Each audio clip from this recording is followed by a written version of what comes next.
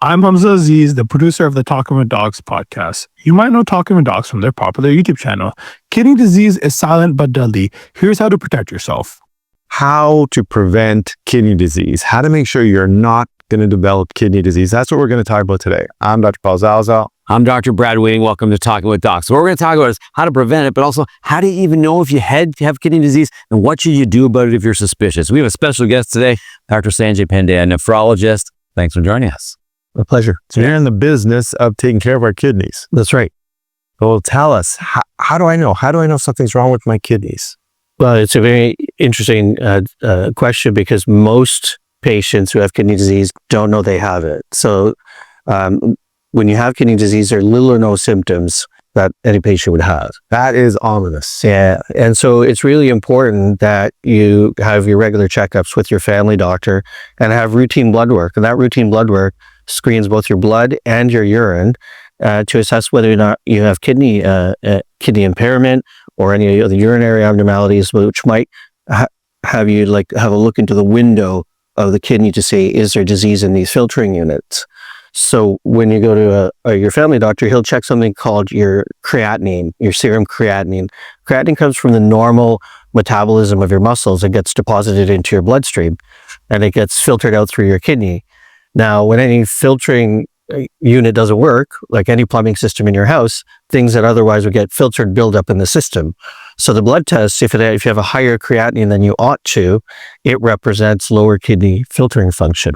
Okay, so one thing's going to measure in your blood is your creatinine. We're going to check if your creatinine is very... Not your creatine, not to be confused with some of the other videos we do, this supplement, because I suspect you get that question. All the like, what? I'm taking creatine. You're telling me it's elevated? Oh, that's no good.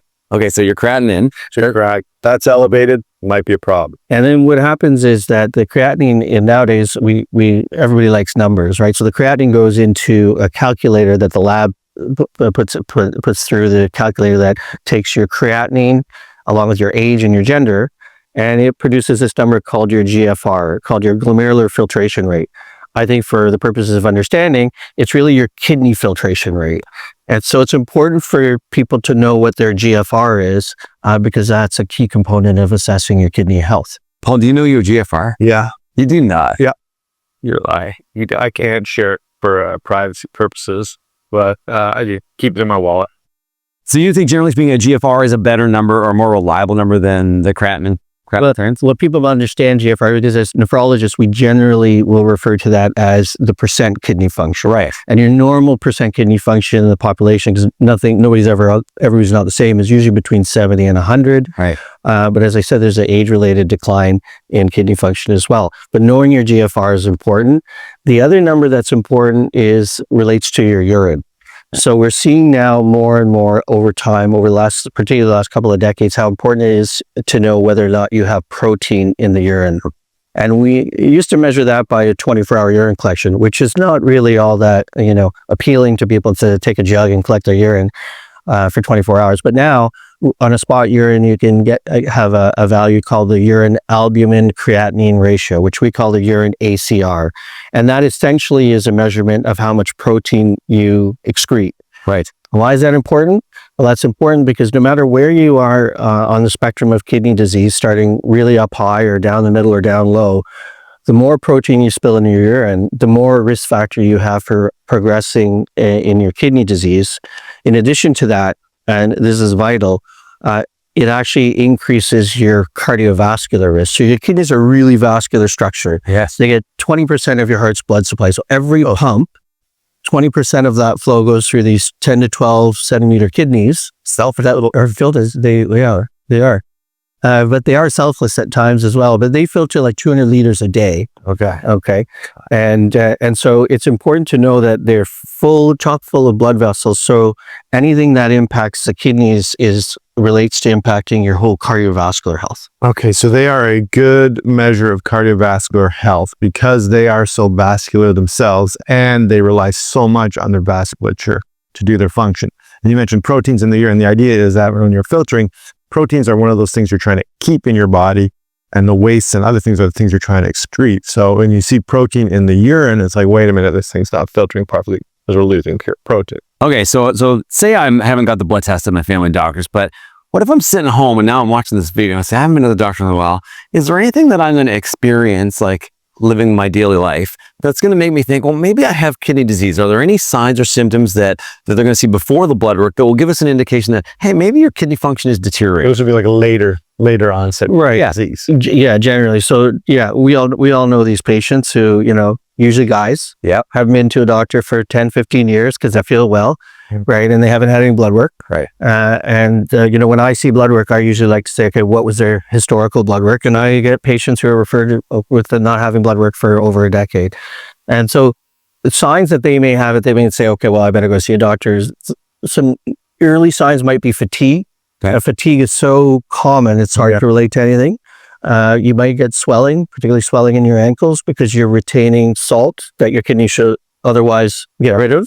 Right. That could, if it becomes more dramatic, you can get shortness of breath if that salt and water builds up on your lungs. Okay. You can get some sort of symptoms related to your GI tract. Okay. So things like lack of appetite, nausea, vomiting if it's extreme. Itchy skin is another one if the toxins build up. So a lot of people like really vague stuff. Yeah. And later stage. Yeah. Okay. All right. So One last question. Would you have any symptoms in your urine? Like when people say, you know what, I'm either peeing more or I'm peeing less, is that an indicator of kidney disease? So I would tell you, one might relate to a common cause that I'll see of kidney impairment, which would be blockage of the urinary tract. And in guys, the most common one would be the prostate. Yeah. And so if you're peeing a lot, particularly getting up a lot at nighttime, it may not just be a normal sort of enlarged prostate, but it could mean that you actually have it enlarged enough that it's causing a blockage, causing back pressure on your kidneys. Okay. Otherwise, as you have diseased kidneys, you can actually have an impairment in concentrating your urine. Okay. Which means you'll have to go more frequently anyway. This is without any anatomical issues. Okay. But most of the time, You don't, not much. people are peeing normally. Okay. asymptomatic. Yes. Okay, so you've told us sort of how to know if we have something wrong with our kidneys, but here is the $1 million question. Well, I guess it used to be the $1 million question. That's probably the $1 billion question. How do I prevent kidney disease? How do I stop myself from getting kidney disease? Yes, I think it's a really good question. And I think some of that relates to what some of the more main causes of kidney disease are, right? So the biggest cause of kidney disease is diabetes, right? So the largest cause about half of our end-stage kidney disease population are patients on dialysis, patients seeking transplantation. Yeah. Mostly type 2 diabetes just because it's more prevalent. And then other causes like high blood pressure, vascular disease of the kidneys, where their big arteries are small. Right. There could be inflammatory conditions in the kidney, what we call glomerulonephritis, big long word, but inflammatory conditions in the kidneys, the list is as long as my arm. Recurrent infections in the kidney, obstruction of the kidney, right. Or we could have some genetic diseases of the kidney. Most common one would be polycystic kidney disease. So when you look at all of that and say, well, how do I prevent either getting kidney disease or having it progress, it's controlling a lot of that, right? And controlling vascular health, right? Okay. So eating a heart healthy diet, including minimizing your salt intake, okay? Let's just stop there for 2 seconds, because I guarantee there's going to be 1,000 comments saying, taking in salt, that doesn't even matter. We get this all the time. We had it with Dr. Heffernan when we did the cardiology stuff, saying salt directly relates to your blood. People are like, oh, salt doesn't matter. That's a myth. So you would say, as a nephrologist, someone who makes their living saving people's kidneys, salt definitely matters. I would say salt definitely matters, but if you see debates amongst my colleagues about how effective that is, yes, in populations, or if they will make an argument that that might not matter. But I would probably argue that everybody's not the same in any population. Indeed. And there are people who are really quite salt sensitive. Yeah. It also depends on what kind of disease states you have. Sure. So if you're in the heart failure world, you want to minimize salt because that salt is going to have you retain fluid. Most people think that swelling is water. Yes. But swelling is not just water, it's salt and water. So if you take in more salt and retain more salt, you'll retain water with it. Right? So that's important. Okay. So yeah, controversy. For sure. So, but the other things you could do is obviously avoid smoking. Okay. Limit alcohol intake, exercise regularly, control your weight. Common themes with what my cardiology colleagues would say. Just about all disease. Avoid anti-inflammatory agents. Big one, if you get. So things like you guys prescribe, right? Every time you're going to do this all day, worry about This nonstop. ibuprofen, Yeah. Celebrex, any of these things that if chronic use of these agents can cause chronic kidney disease and can cause worsening if you have it, can put your blood pressure up, which secondarily can affect your kidney disease and can cause different biochemical abnormalities as well. So you can go and grab these pills off the counter. Yep. People don't know that they can be harmful. So usually we say if you have pain or fever, in my patient's world, take Tylenol preferentially and minimize those if you have to take them.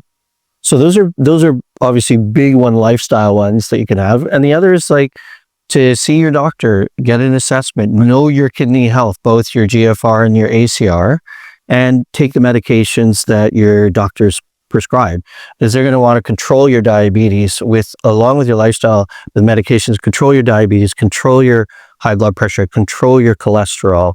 So these are all things we're finding where the heart and the kidney are intricately linked, and one therapy that helps one organ system is not a silo. It helps both organ systems. So kidney disease then is a strong predictor of cardiovascular health, you're saying. Exactly. If you have something wrong with your kidneys, odds are you're going to have something wrong with your heart and your cardiovascular system. Yeah. So if I put it to you this way, if we can show a heat map to the audience, if you look at a chart that has GFR that goes down along this side, and protein in your urine that goes up along this side, as we've mentioned, higher protein means a higher risk factor for progression of kidney disease.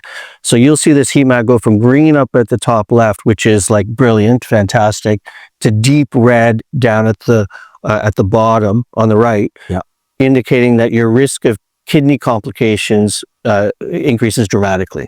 When you could take that same heat map for GFR and protein and apply any cardiovascular complication, that could be coronary artery disease or things that cause heart attack.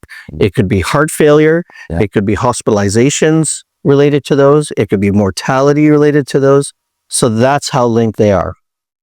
So really, when we're talking about preventing kidney disease, we're talking about preventing overall cardiovascular health as well. And that's how come the exercise and no smoking, the decrease your appetite, to eat well, things echo in all the videos we make. And that's how you prevent kidney disease as well. So question, so love that, and I think it's important. We talk about this all the time, lifestyle modifications. This is the way to deal with chronic disease rather than reacting all the time.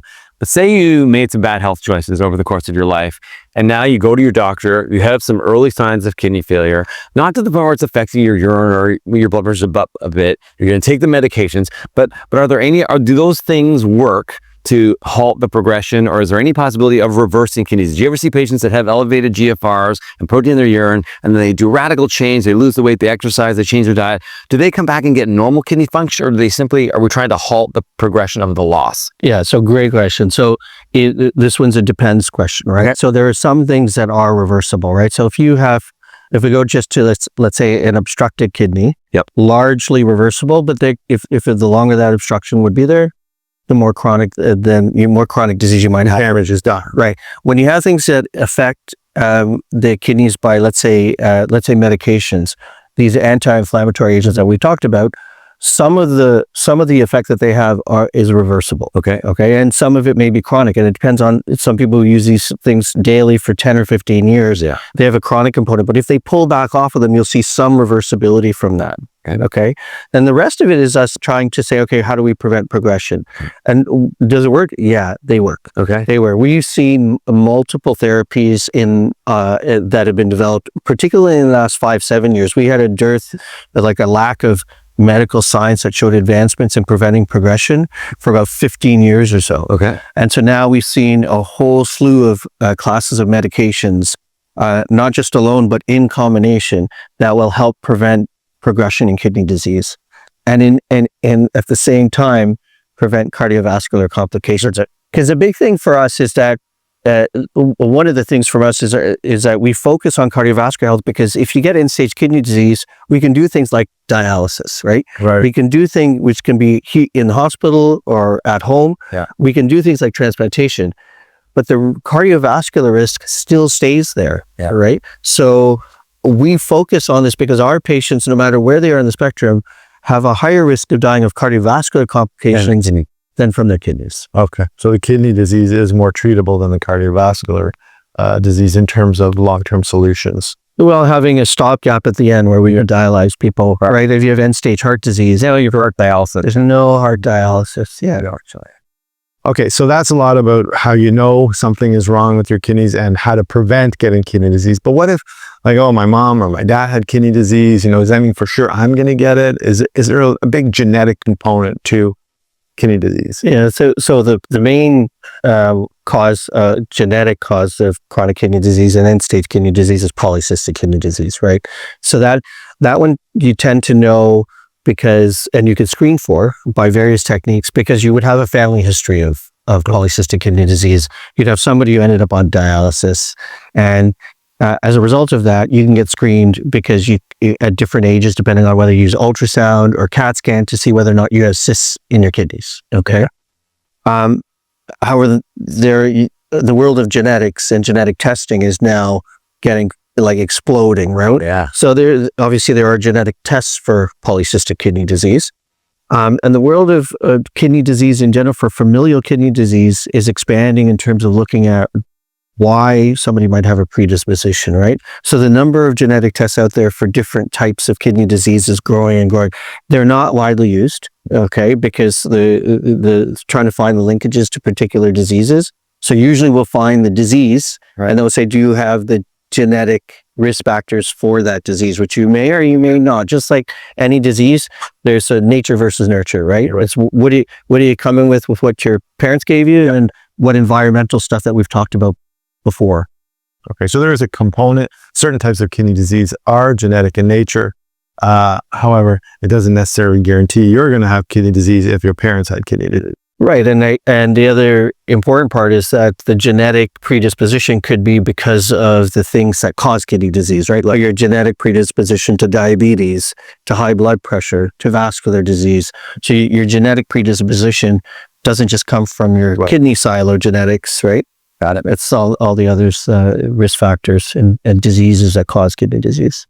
Okay, that's a nice summary. I think the take-home message is, A, be aware that you got to take care of your kidneys. B, there are a lot of things that you can do to help prevent it. And even if you've already got it, there's things that you can do to help change it. And then C, that there is an answer, even if you end up at the end of kidney disease. Thankfully, we have things like dialysis and so many different versions of it where 50 years ago, there was no answer for these people. And unfortunately, they passed away. So be responsible for your own kidneys. If you have an experience with this or with dialysis or kidney failure, please leave a comment. Share your experience with other viewers to benefit from it. If you like this video, please like it, subscribe to our channel. And remember, you are in charge of your own health. And thanks, Dr. Pandey, for joining us. That was awesome. Thanks.